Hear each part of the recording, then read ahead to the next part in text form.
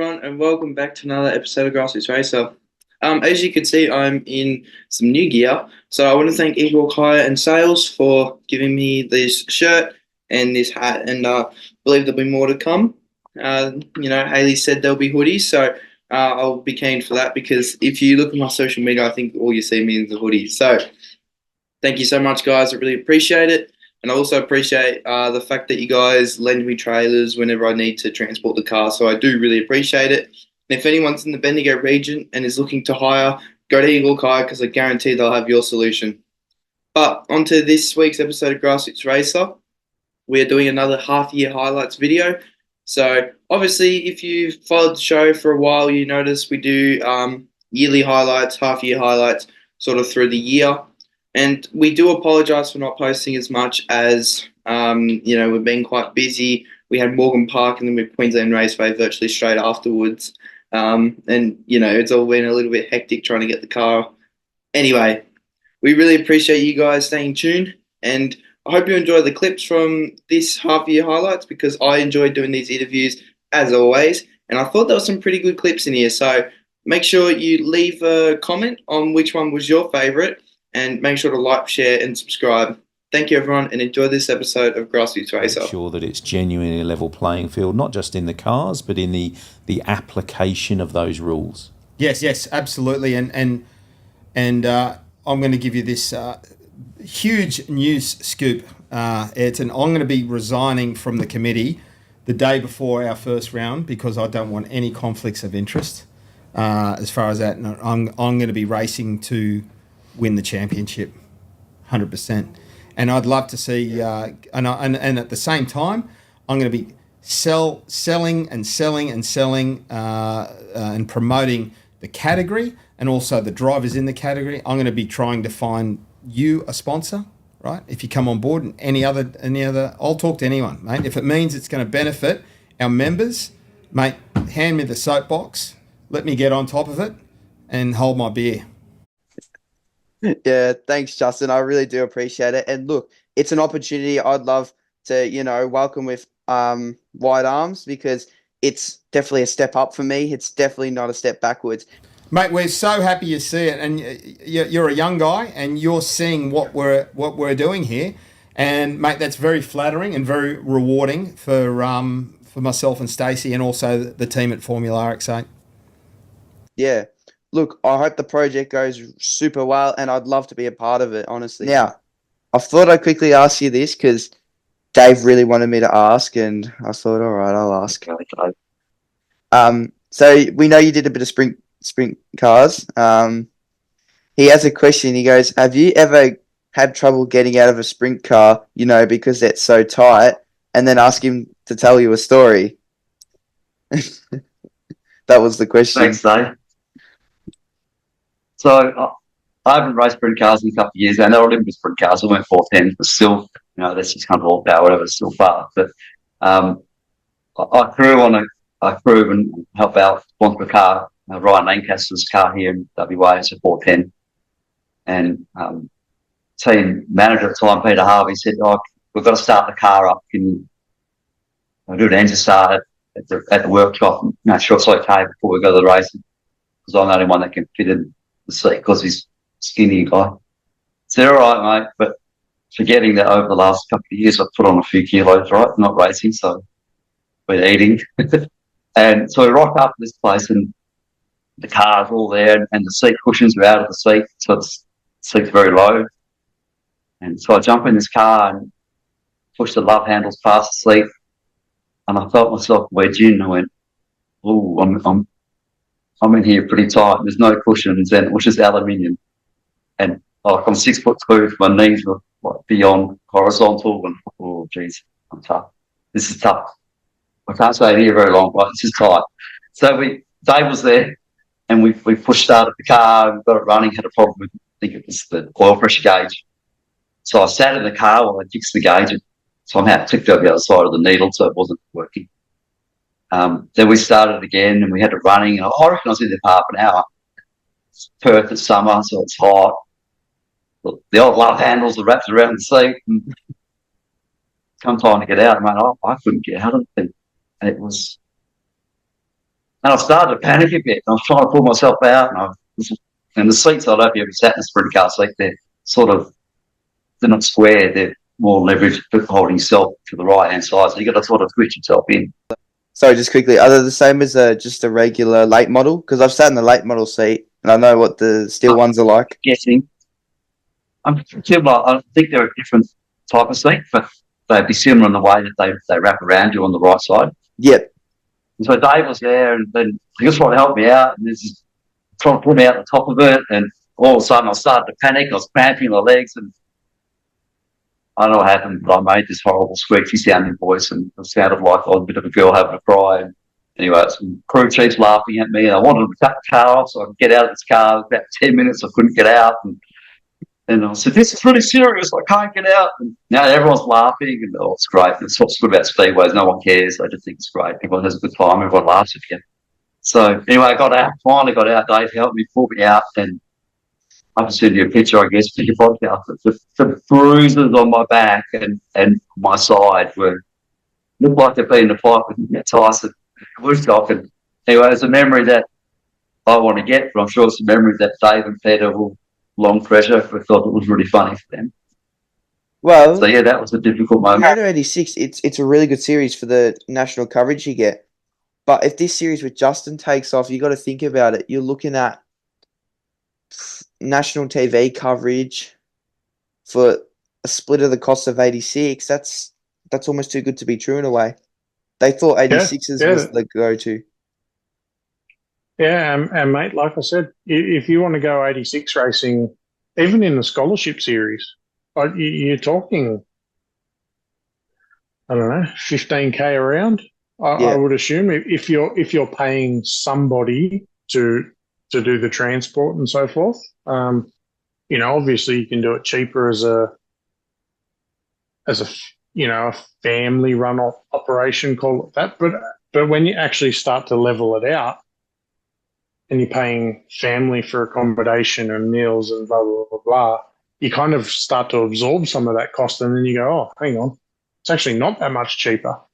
So, like, mate, I get it. Like, I've been there. I've tried to work it all out as to how I could go race a series of Australian production cars versus state production cars. And the cost just doesn't stack up.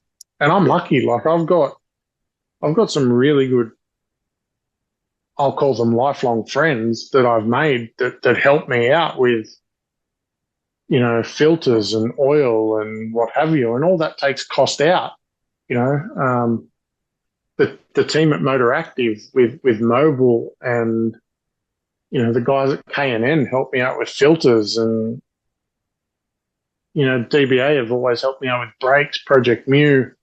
But still, like nobody understands just the costs that pile up. Fuel in the tow car. Yeah. There's like a $400, $500 fuel bill. So yeah, like it's hard work. It is hard work, mate. And I applaud you for the effort that you put into this. It's so cool. And I love your passion. That's what I love about you. Thank you. It's very cool. I really appreciate it. And look, but that's the way I got to race. I race with passion. Every time I go out on the track, I race like it's my last. Honestly, that's how I got through this year. I didn't even finish the championship because I actually didn't know when my last race was going to be. So I had to drive every round like it was. And that's unfortunate. But look, I think I'm going to, this year we're going to go out strong and, we're going to try and achieve better than what we did in the Formula Vs this year. And look, I think we could probably do a bit better, but we'll see how we go, you know what I mean? When the season kicks off. Yeah, and mate, I mean, look, I've been there with that level of enthusiasm, and it takes a toll on you as well, mentally and, personally. So again, I just applaud it, mate. I really love what you are doing for grassroots racing, Grassroots Racer. Yeah. It's very cool. You are bringing a spotlight to something that even at a low level is very difficult to achieve. And, take it back. I'm super proud of my dad for what he achieved back in the day when I was young. My uncle achieved some cool stuff, raced at Bathurst, in the 1000, won a Formula Ford championship. That wasn't easy. My parents helped a lot that year. I've got lifelong friends that,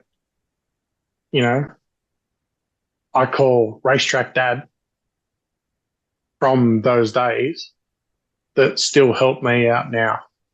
And mate, I hope you have the same, because at the end of the day, look, it's a really cool sport. It's a great atmosphere. And if you can have your family doing it, it makes the world of difference. I wouldn't do it, like I said to you before, I wouldn't do it if my wife didn't enjoy it. If my wife hated it, I would not be allowed to do it. Yeah. It's as simple as that. Because it is such a it's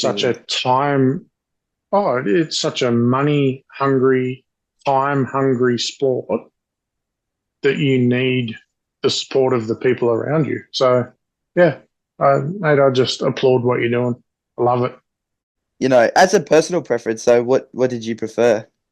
Well, of course, I'll prefer what's faster, the F4 car. It's more fun.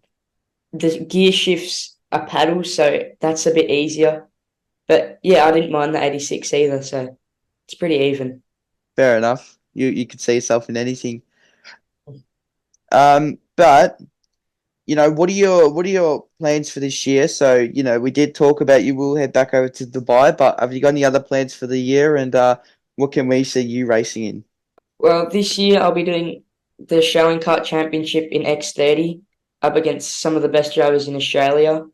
And then we're not too sure, maybe try and do a round of Toyota 86 if we can. But we've got currently 6 races overseas, but we're definitely doing 3. That's the Champions of the Future Academy, which is what I took part in Abu Dhabi. So we're hoping to do the full season this year. There's 2 in Italy, 1 in Spain, and 3 in the UAE. So we're hoping to give that a crack and see how we go against some of the best from around the world.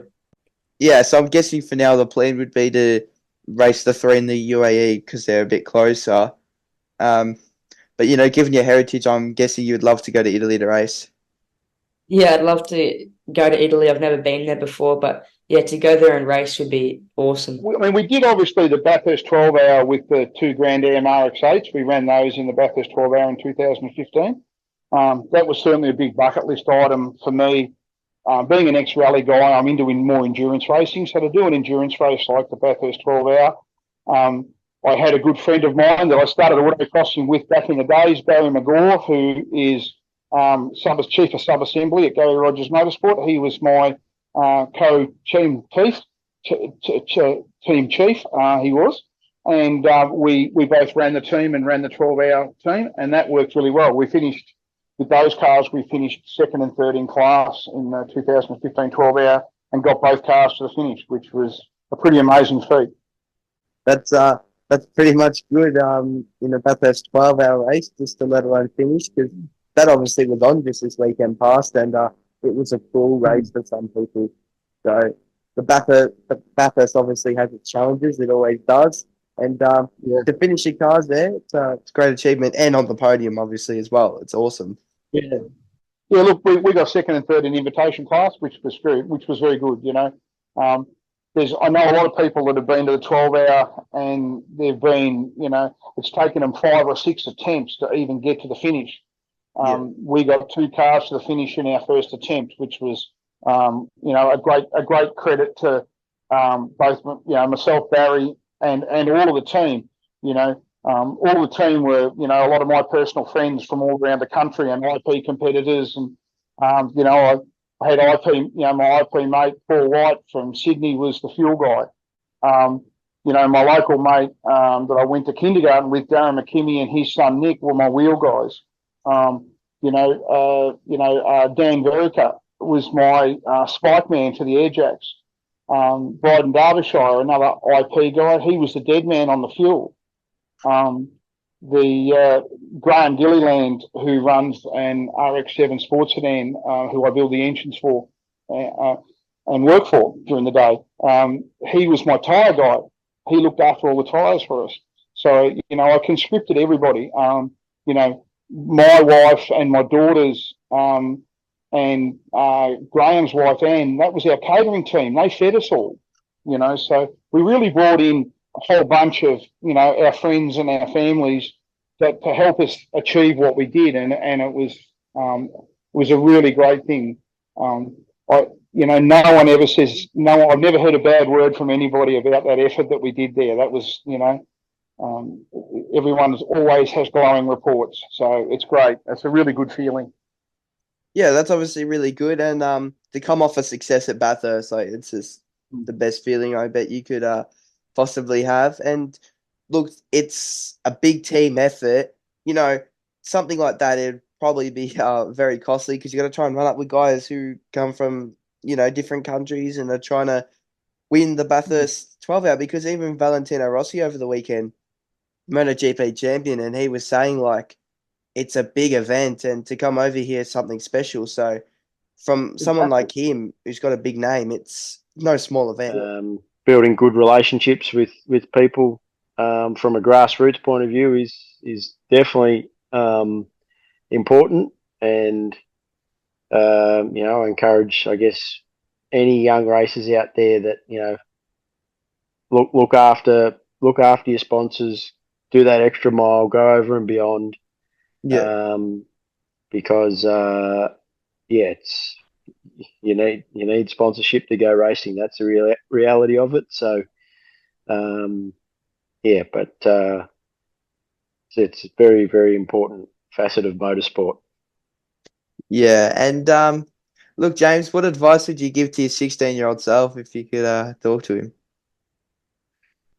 16-year-old self.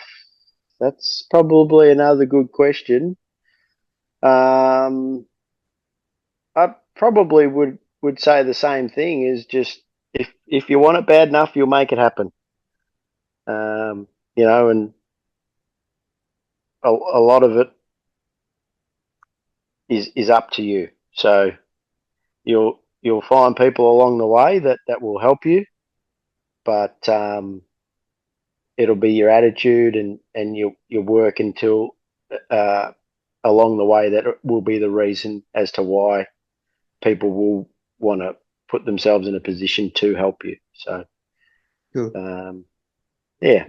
Obviously, look, when you've driven a fair bit, you've obviously gained a lot of experience, and you also did the Girls on Track program. So, can you tell us a little bit what that experience was like?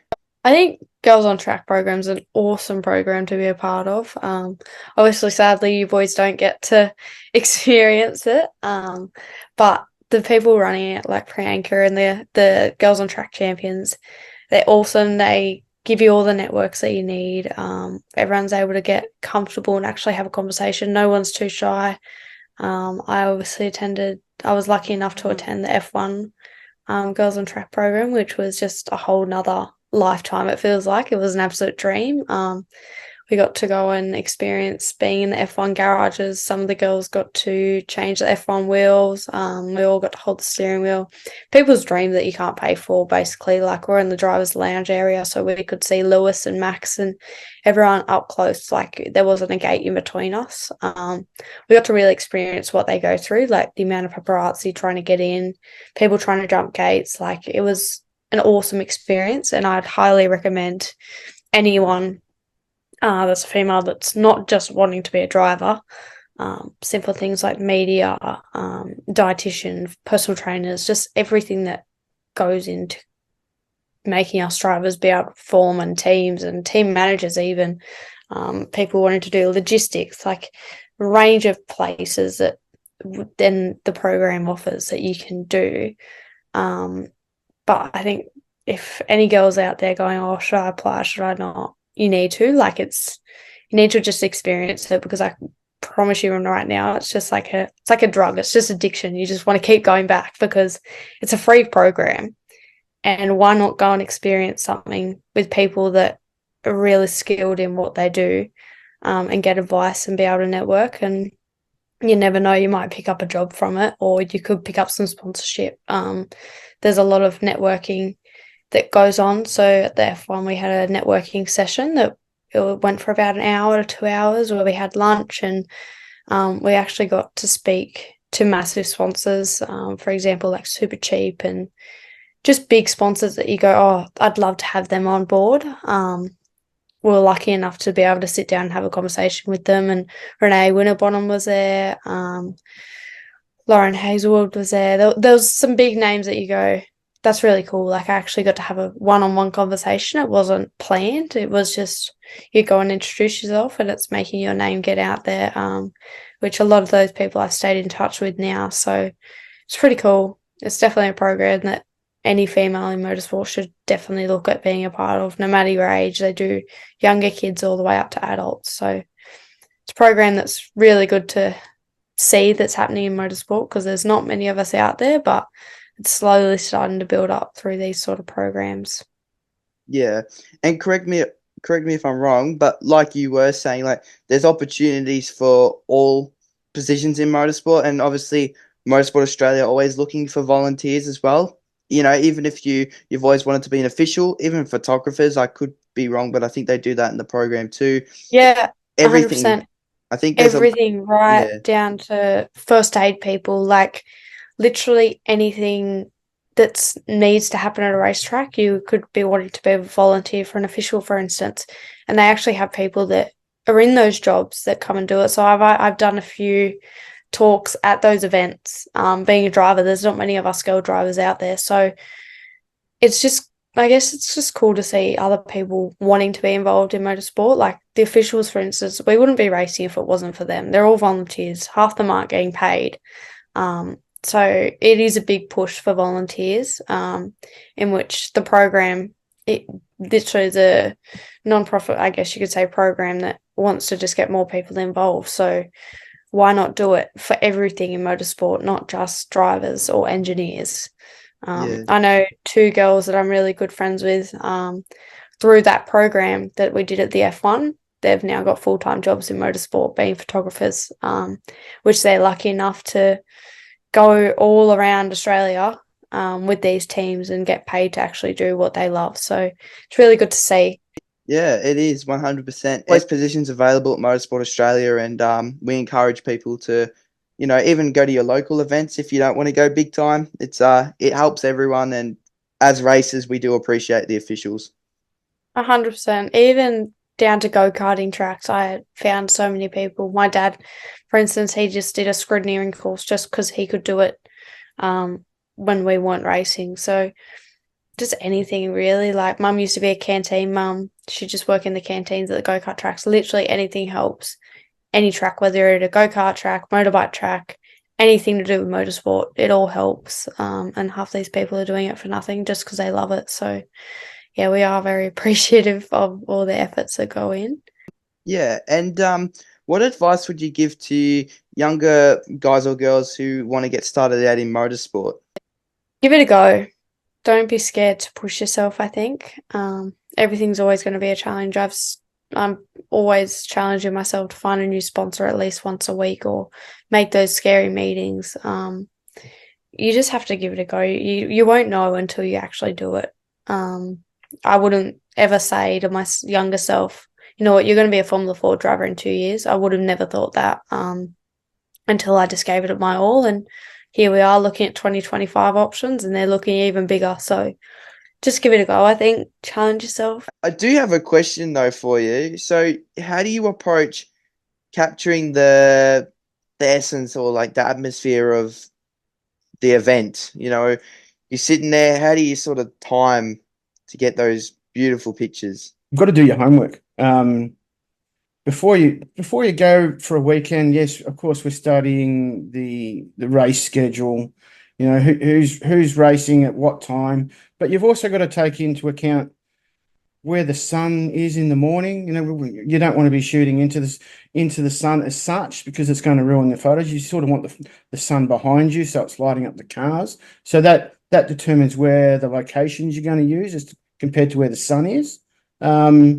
You also, I do vary my shutter speed a lot in my photos, and that's where you get the really nice blurry panning sort of a shot. Yeah. Yeah, it's not just set it on one shutter speed and leave it there. I'm always making adjustments to my camera settings, and just take lots of photos, and at the end of the day, you've got a few little rippers that my customers really, really like. Yeah, well, obviously I grabbed a few, and look, they're really good because a few of them were zoomed out enough that I could actually use it. Hold on. So I can use that as a good shot there. I just changed the black and white, nothing huge. But yeah, they're really good photos, and I think you do a superb job because even to place yourself at corners where, because you probably have done your homework over the 2 days, but the sweeper there, just coming off the sweeper, and at turn 3, there was a lot of sideways action. So yeah. That's another thing. I'm always very mindful about what's in the background in a photo. No one wants to see a Portaloo or that sort of thing in the background. So you've got to line yourself up, and you look at how the cars are coming around the track and what attitude they're getting around the corner. And another one, which is a good example, is if the cars, especially on the downshift, if there's flames coming out of the exhausts, that's what we're trying to chase. Getting a bit of flame coming out of the exhaust, going into the corner. That adds to a really, really nice photo. We're always just looking for that little bit extra. And yeah, especially in backgrounds, crowd's always good in the background. Once again, you can use the sun. You can shoot into the sun and get this really nice effect. A lot of really good photographers use that. So there's a lot of different variables. And that's probably the one thing is try and keep it variable. Don't just continue to do the same thing over and over and over again. Always looking for a new spot to stand. Different shutter speeds, different times of day, all sorts of things like that. Yeah. Cool. And have you been to Heartland Raceway much? The last couple of years, I've been here probably about 3 times a season for the last 3 years. And lucky enough to have a nice facility like this that'll have us. What do you think about tonight? Does the track look good? Do you think there'll be much passing? I hope so. Generally around the super sedans, they can get up and about. So hopefully it does go 2 lanes and there's plenty about bottom and top, and we can put on a show for the crowd. Good. And what do you sort of think of the facilities here? Do you like it? Yeah, they're good. They're good compared to some tracks. They're very good. Good toilet. They've got showers and everything for us. So if you want to camp stuff. So yeah, it's really good. Try not to get busted out. Yeah, true. I haven't driven in because I'm not a speedway driver. I'm a circuit racer. But what do you think of the bank? Has it got a good bank to it or not really? I like more banking. Yeah, it's pretty flat, but it's a good track though. It's good. That's good. Yeah. And have you been at Heartland much before? Or? Yeah, so I raced a junior here a couple of years ago back when we had the Lancer, and we had pretty good success in that. So come back down for another go on a body. And what do you like about the track? Just how wide you can race on it, how it goes slick, and it's good to come in. Are you in the class that's got the $10,000 prize? Yeah. Yeah. How do you see your chances of winning that? Not very good. Probably be around the back somewhere. But you're in it to win it, aren't you? So. Everybody's in it to win it, but just what you can do. That's it. Yeah. I'm Murray Bridge, so yeah. Yeah, so you do a bit of travelling? Yeah, we definitely do a bit of travelling. We're based out of Bega in New South Wales, don't mind a travel here or there. Yeah, so you got some big blokes to come up against tonight? Yeah, there's a good field here, and it's going to put on some great race, and there's not many slow cars here, and it's a quality field, that's for sure. Yeah. And a bit about you yourself. No, we're just a small team at Tassie, and we like to come over here to the mainland and race here at Moama and all the other good tracks around the country and see how we go. Hope you have a good time here in Australia. How long are you here for? Go home April 3rd. Yeah, cool. Enjoy your time here and enjoy your race tonight. Thank you.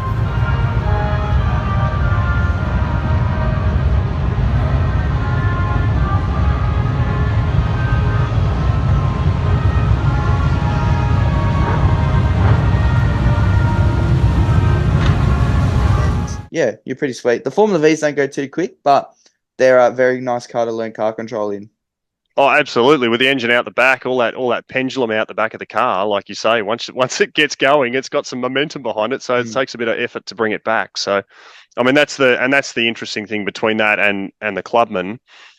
My back is virtually on the center line of the rear axle. Like the back tire is actually probably almost level with my shoulder when I'm sitting in the car.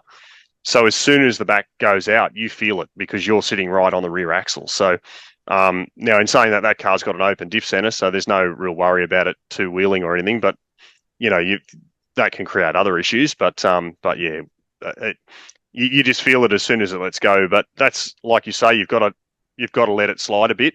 Certain corners, you've really got to let it go. So yeah. But good fun. Yeah, heaps of fun. And if you were to give any advice to your 16-year-old self, what would you tell him? Oh, that's a good question. Yeah, probably just similar to what you said. I wish I had got into cars a bit earlier. I didn't start racing until I was in my 30s, like racing cars anyway. And I probably didn't understand how to get in, even though I had all this network around me of people that, were building the engines and helping Dad with the car, and I had access to those people. I still didn't quite understand how to get in. And then it wasn't until I sat down one day and said, right, this is what I want to do.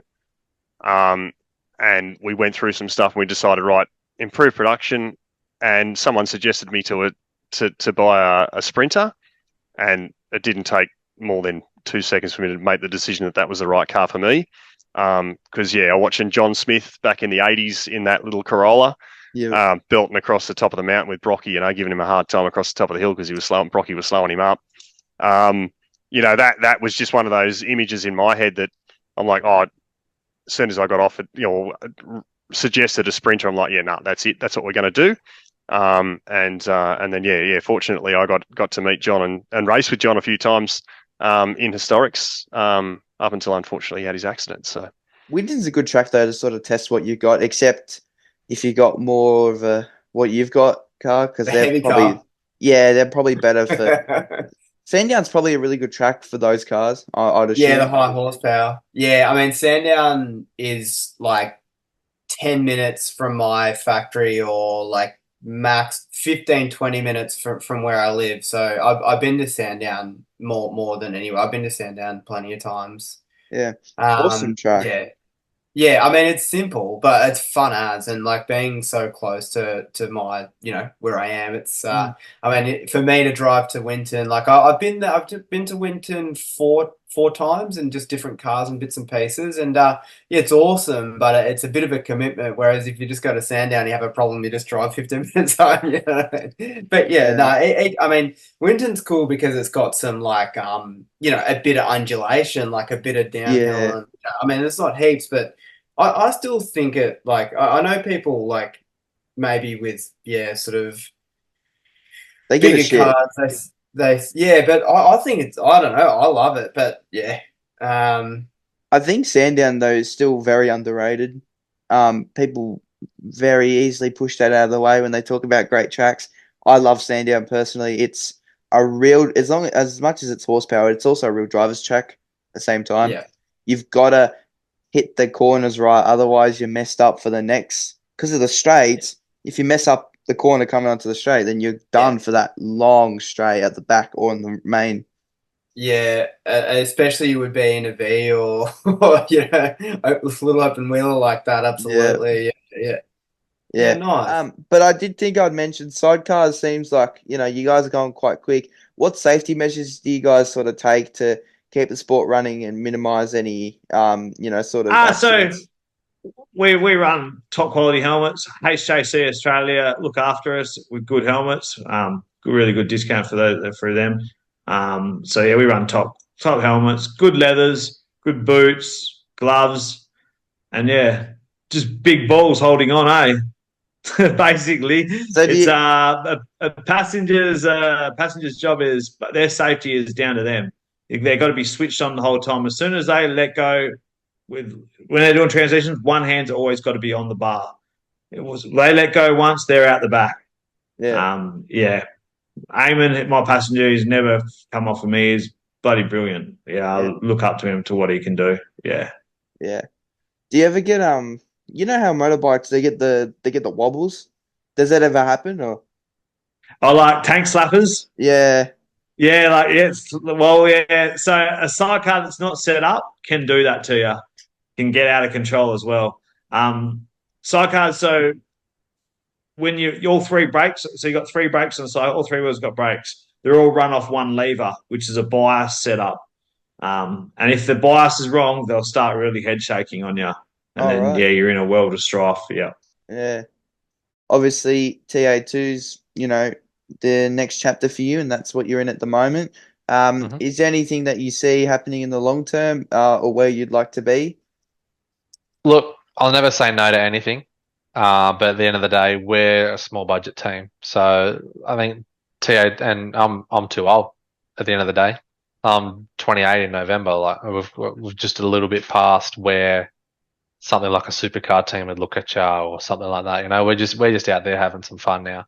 Yeah. At the end of the day, we'll go and run championships wherever we can and still go for the win. But unless there's something that's drastically helped out with, there's not something that we can keep going past TA2 at the end of the day, or Trans Am. It's fair enough.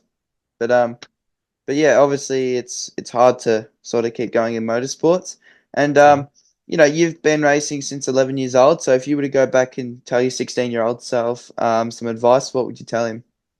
Oh, there's a lot. At the end of the day, like when I was a young fella, I was pretty fiery. So just be patient.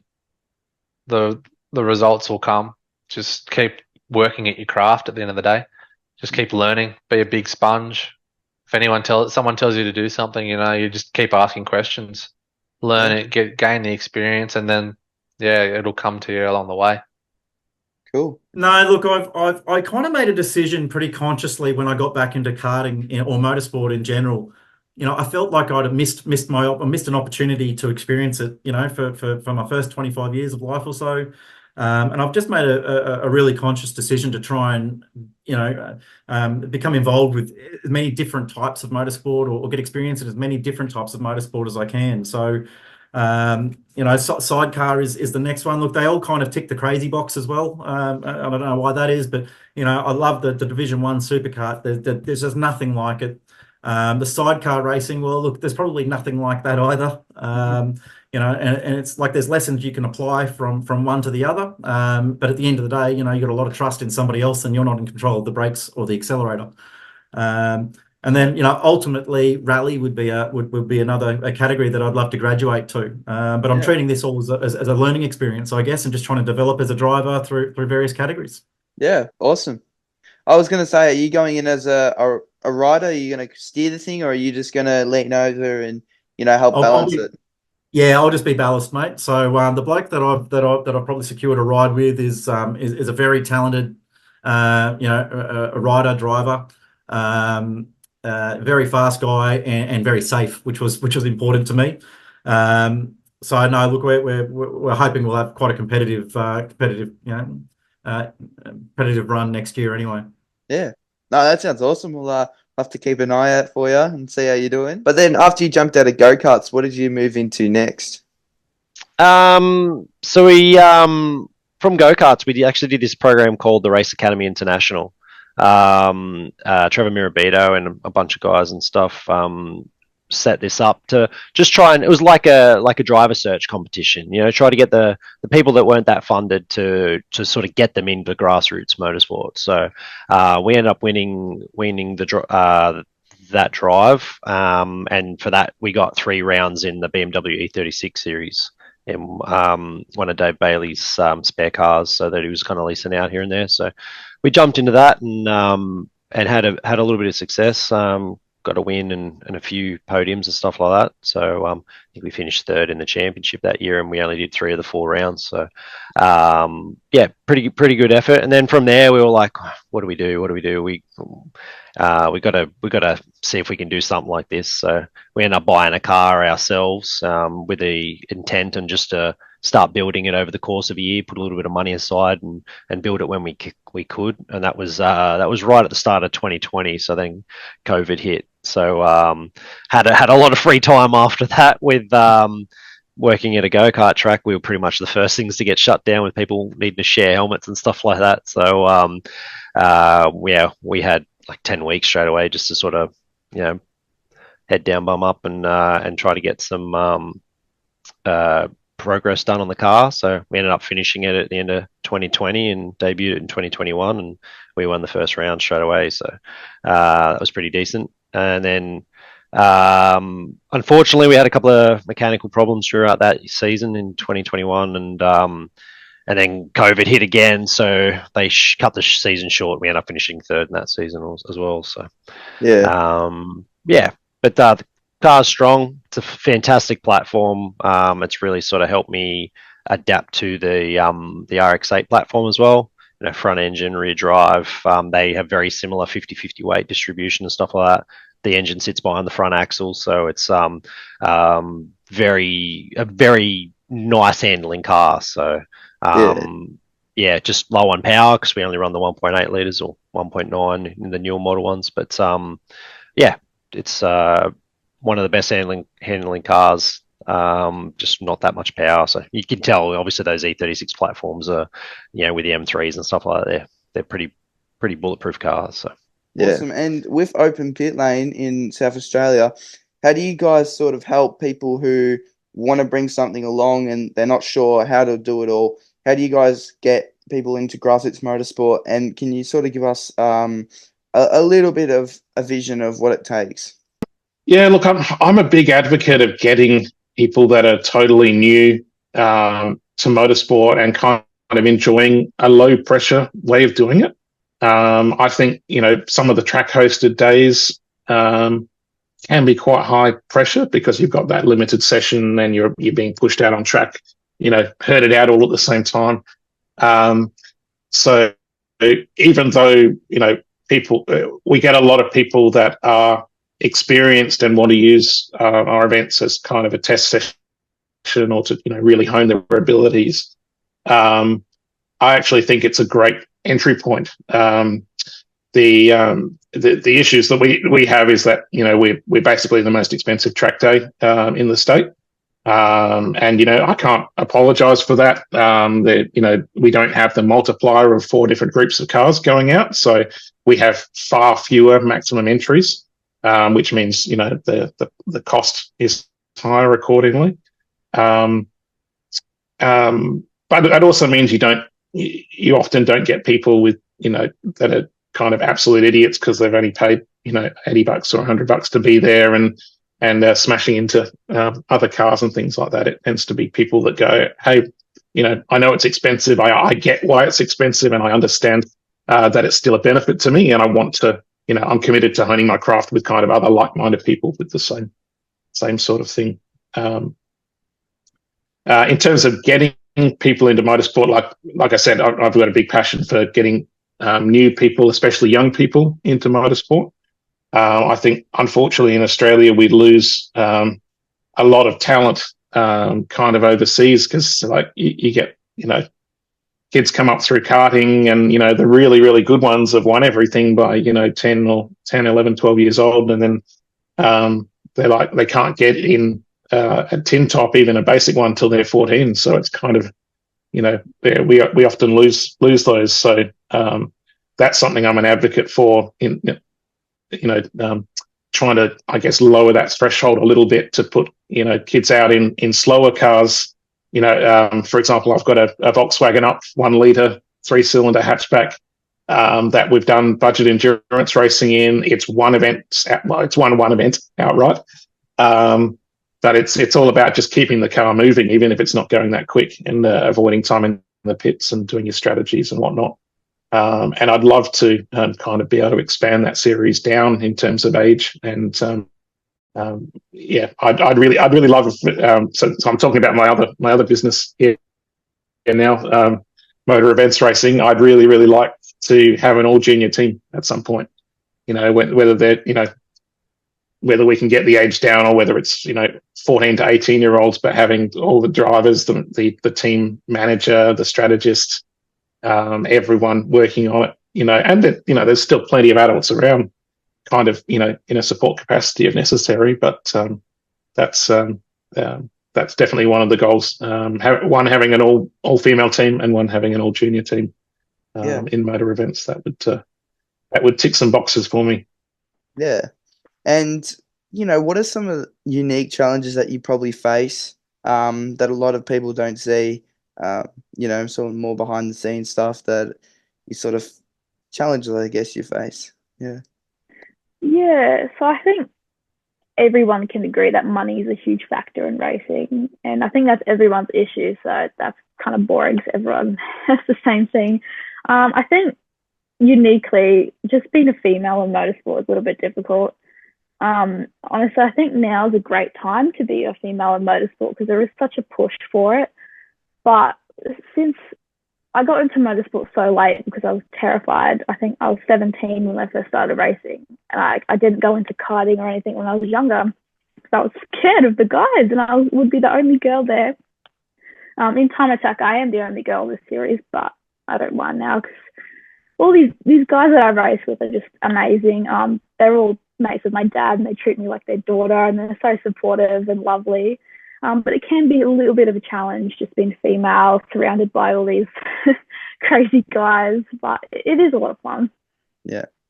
Because I'm guessing when you're on the track, like, eventually you have people who are a bit quicker than you, so I'm assuming everyone leaves you a bit of room. And I'm not just saying for you, I'm guessing the whole series would be clean. And look, I've raced against many women in motorsport, and I tell you what, it's not like women are slow. They are very quick. I used to race with this girl called Ruby, and she would always give me a run for my money in go-karting. And even now there's a girl that we know, Joanne, she's over in Europe with the Ferrari Academy. So, the Australians are rising in motorsport as well, and it's good to see a few women, like Joanne, who are going overseas and representing Australia well. Yeah, absolutely. It's really great to see that Formula One Academy is kind of blowing up as well. It's really, really good to see. There's such a push for women in motorsport. And if there's only one thing you can take away from this is if you're a chick watching this, get into racing. Just do it. Because there are so many girls that are starting to get into it, so you're not going to be the only one there. I've interviewed, I've actually interviewed quite a few ladies on the podcast. I think my latest one was Imogen Radburn. She races in Formula Ford at the moment. So, yeah, definitely it's good to see the numbers are rising. Look, how do you sort of go about the season? Where you're sitting in the championship, and are you hoping to win this year, or are you taking it as a learning year? For us, don't have too many goals. Obviously, you want to try and win like everyone else wants to do, but we had a bit of a setback at the bend.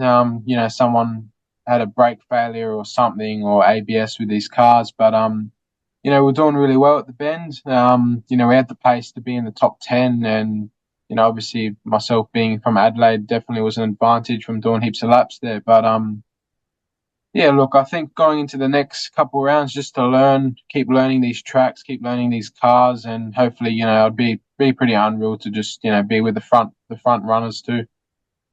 Yeah, and obviously it's going to be a little bit hard since you just jumped out of an XL, which was front-wheel drive, back into a rear-wheel drive car. So that's all to do again. Yeah, definitely. I think it's also good, you get to learn and always adapt, sort of thing. Going from front wheel to rear wheel, sort of 100% change your driving style with braking and stuff like that. But definitely helps. And what do what is your goal in motorsport? Do you want to be in supercars? Do you want to go overseas and race? What's the goal for you at the moment? Yeah, definitely. I reckon, for us, we'll just keep focusing on what we're doing these next couple of years, and obviously, probably the main goal for myself would be hopefully to progress into the Dunlop series. But I think, for myself and my family, we also love sort of the NASCAR side of things, which is pretty cool over there. A lot of opportunity, a lot of people to meet over there. So I think it'd be good for us to also have a look and sort of study what's over there and what sort of opportunities can happen. Obviously, motorsport is, you need a lot of money behind your back, which you got to try and spend it wisely and network with heaps of sponsors, and just seeing what we can do. Yeah, that's good. And